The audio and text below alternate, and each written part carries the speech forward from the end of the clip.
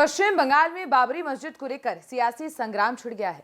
Calcutta high court ने इसमें दखल देने से इनकार करते हुए कानून व्यवस्था बनाए रखने को राज्य सरकार की जिम्मेदारी बता दिया है।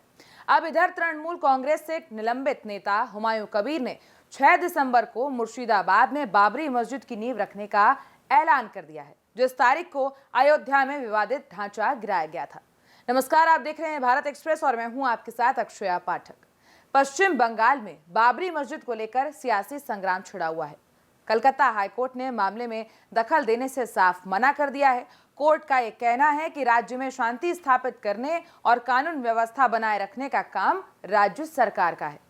वहीं तृणमूल कांग्रेस से निलंबित नेता हुमायूं कबीर ने कल यानी कि बीते कल भी ये घोषणा की थी और इससे पहले भी ये घोषणा की और लगातार वो ये घोषणा करते आए हैं कि अब आने वाले कल यानी कि 6 दिसंबर 2025 को मुर्शिदाबाद में बाबरी मस्जिद की नींव रखने का ऐलान कर रहे हैं। 6 दिसंबर को ही अयोध्या में विवादित ढांचा गिराया गया था, जिसके बाद हुमायूं कबीर ने इसी तारीख को मुर्शिदाबाद में बाबरी मस्जिद की नींव रखने का ऐलान किया है।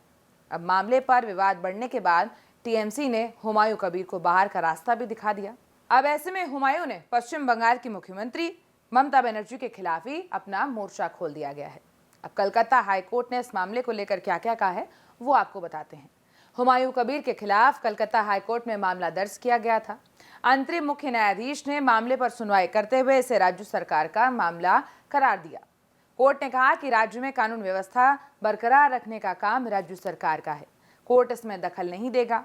तो ये था हाईकोर्ट का कहना। अब इसके बाद अदालत के आदेश पर प्रतिक्रिया देते हुए हुमायूं कबीर ने कहा कि कोर्ट के फैसले से मैं बहुत खुश हूं, ये मेरा संवैधानिक अधिकार है।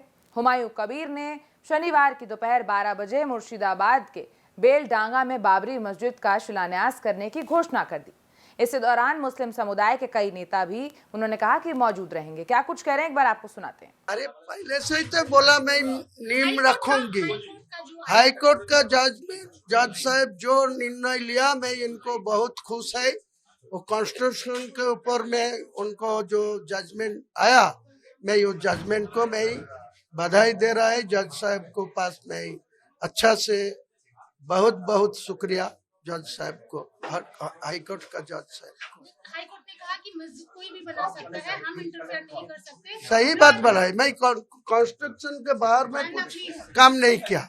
कॉन्स्टिट्यूशन के नहीं हक है, मेरा हक है मैं मस्जिद बनाना।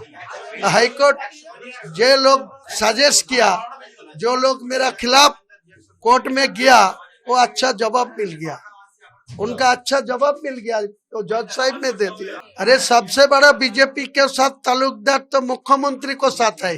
कभी अटल बिहारी वाजपेयी को साथ रिलेशन किया, कभी उनका गवर्नमेंट में रेल मंत्री बना, तो उनके मुख से एक बात बोल रहा है जो मेरा साथ कोई बीजेपी के लेना। मैं डायरेक्ट 18 महीना के लिए बीजेपी में था। 2019 में बीजेपी को 11 पार्लियामेंट सीट में उम्मीदवार था, बस वह छोड़ के चलाएगा। कोई अंदर में कोई मेरा यह है ही नहीं। अब इसके बाद केंद्र सरकार की तरफ से क्या तैनाती की गई है वो भी आपको बताते। तो देखिए, केंद्रीय बलों का जो है उनकी तरफ से 16 कंपनियों को तैनात किया गया है। पश्चिम बंगाल सरकार भी मुर्शिदाबाद में हाई अलर्ट पर है। केंद्र सरकार ने भी इलाके में सुरक्षा बलों की 19 कंपनियां तैनात कर दी गई हैं, जो कानून व्यवस्था बरकरार रखने में मदद करेंगी। अब आपकी इस पूरे मामले को लेकर क्या राय है, हमें कमेंट बॉक्स में जरूर बताएं। देखते रहिए भारत एक्सप्रेस।